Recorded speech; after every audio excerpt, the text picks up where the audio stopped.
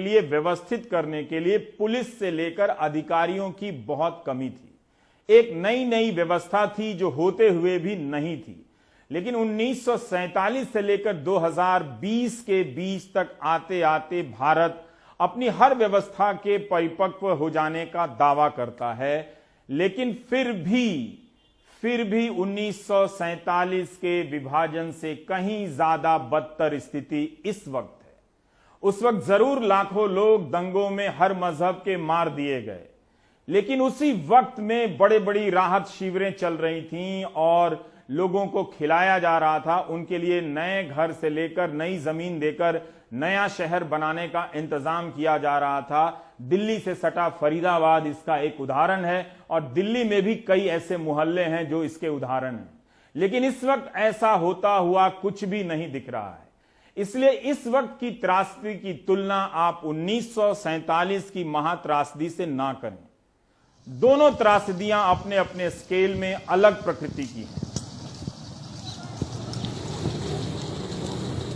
जैसे इस दृश्य को देखिए, क्या इस दृश्य की तुलना 1947 के विभाजन से करेंगे या 2020 की सरकारों से पूछेंगे कि अब भी एक मां को, एक बच्चे को इस तरह से सूटकेस पर लाद कर ले जाने की जरूरत क्यों पड़ रही है। झांसी जिले के महोबा के ये 1.5 दर्जन लोग 3 दिनों से पंजाब से पैदल अपने घर आ रहे हैं। इस बच्चे को देखिए किस तरह से इसका पांव सूज गया होगा कि मां ने थोड़ा आराम देने के लिए सूटकेस को ही रेलगाड़ी में बदल दिया होगा।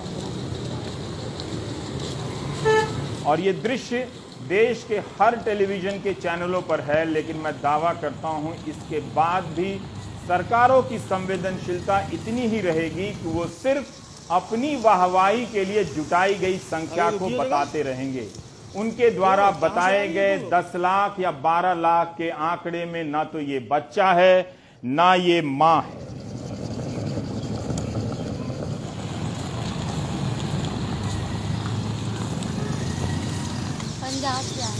पंजाब से ऐसे ही पैदल आ गई हो?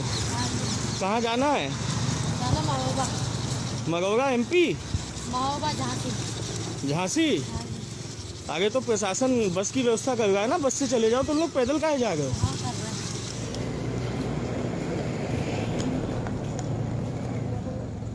पलायन के इन दर्दनाक किस्सों को इल्लीगल और लीगल यानी वैध और अवैध में बांट दिया गया है।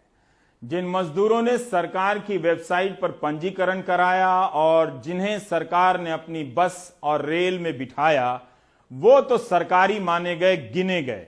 लेकिन जिन मजदूरों ने मजबूरी हालात की वजह से अपनी गाढ़ी कमाई लुटाकर बस और ट्रक किराए पर किए और बिना कहीं किसी रजिस्टर में दर्ज हुए पलायन की इस दर्दनाक यात्रा को तय किया, वो अवैध ही माने गए या फिर उनकी संख्या कहीं नजर नहीं आई, वो संख्या विहीन माने गए।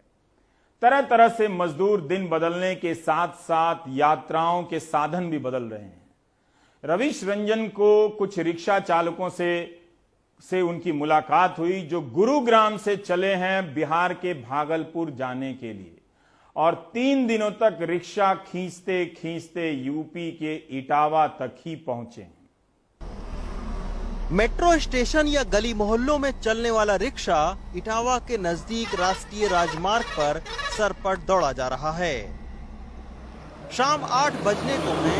भारी ट्रक और दौड़ती कारों के बीच अपने मन से नहीं बल्कि मजबूरी में रिक्शा चलाकर अजीत की टोली बिहार के भागलपुर जा रही है।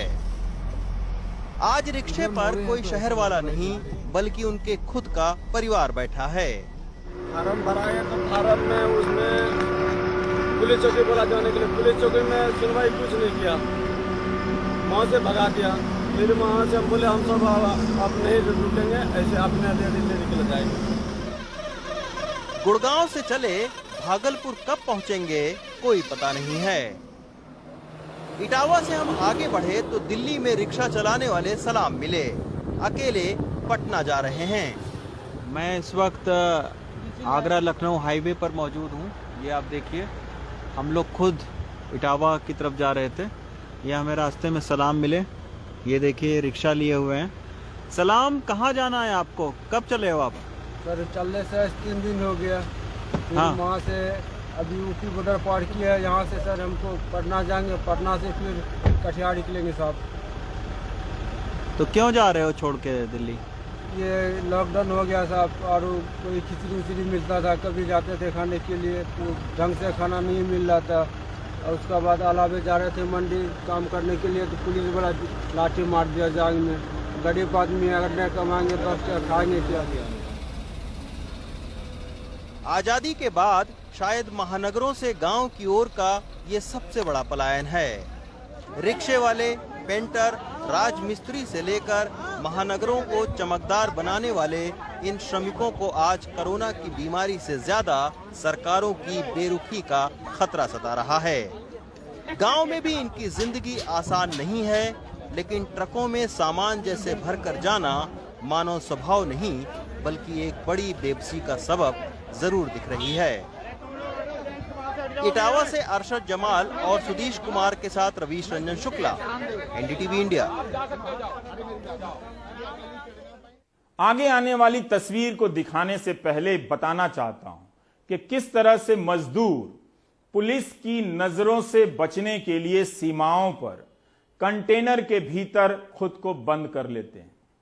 ट्रकों के भीतर एक दूसरे पर लदाए हुए लेटे रहते हैं ताकि दूर से किसी को ना दिखें कि उनमें मजदूर हैं। कितने लोग हैं? 62 इस कंटेनर में 62 मजदूरों ने 3 दिनों तक सफर किया है। महाराष्ट्र से छत्तीसगढ़ की यात्रा इन्होंने तय की है। इस हालात में ना हवा आ सकती है ना रोशनी आ सकती है। सोमेश पटेल ने जब इन मजदूरों से बात की तो पता चला कि इन्होंने 24 घंटे पहले खिचड़ी खाई थी, उसके बाद से भोजन तक नसीब नहीं हुआ। ये उस नसीब वाले की तरह नहीं हैं जिन्हें हर सुबह शाम खाना मिल जाता है। ये नसीब वाले नहीं। इन मजदूरों ने यह भी बताया कि बिस्किट इनका सहारा था। बिस्किट ही खाकर इस कंटेनर में बंद अपने शहर की तरफ की यात्रा करते रहे। इन्होंने यह भी बताया कि पास बनवाने के लिए 200 रुपए दिए, लेकिन उसके बाद कोई पास लेकर नहीं आया।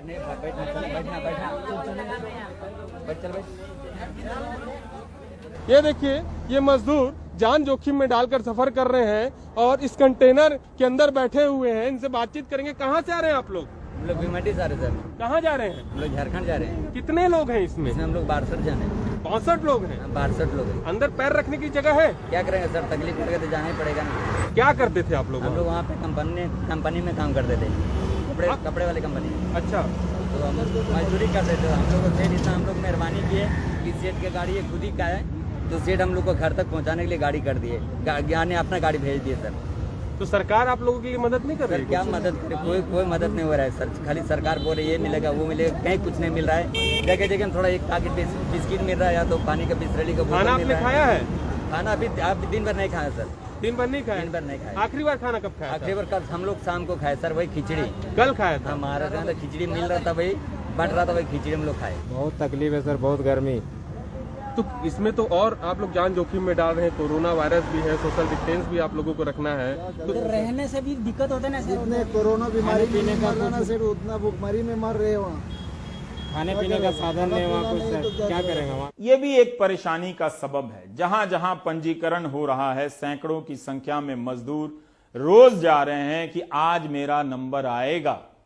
अब आपके घरों में गैस तो आराम से पाइपलाइन से पहुंच जा रहा है, लेकिन सिलेंडर का नंबर लगाने वाले लोग जानते हैं कि वो लाइन कितनी मुश्किल भरी होती है। हमारे ये